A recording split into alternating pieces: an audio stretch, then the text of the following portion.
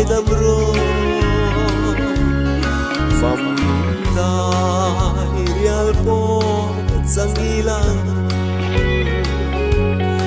min mange may falan selang se kangen se puite trang layan na vang hian varia in om trang laya chỉ đang trôi bang rina tin lai na đang ngan varia om lero enga nge mana kapangai se tia bia thu lâu lần lê to na inun rong nuai min kiria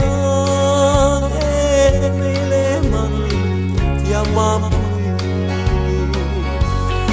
kangen se puite trang layan na vang hian varia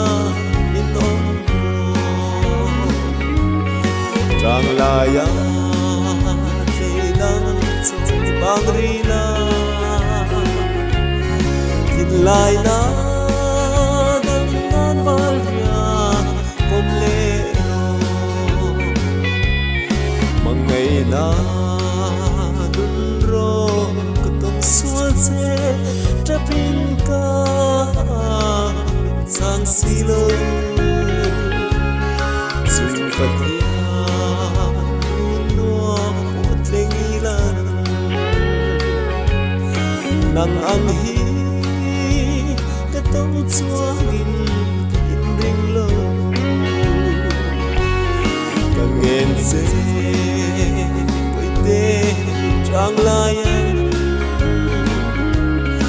na vang hian varia in om ro trang laya te dang choi bang rina tin lai na dang ngan varia pom le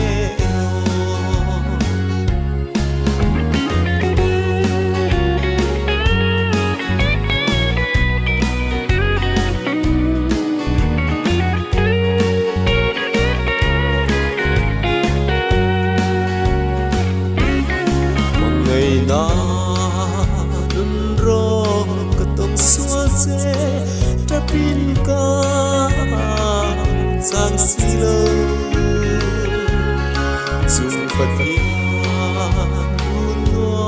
potleng ilan nang ang hi katong chuangin in ring lo kangen se trang layan na vang hian varia tom trang layan se dang chong bang rila tin lai na dang nan varia pom le tin lai na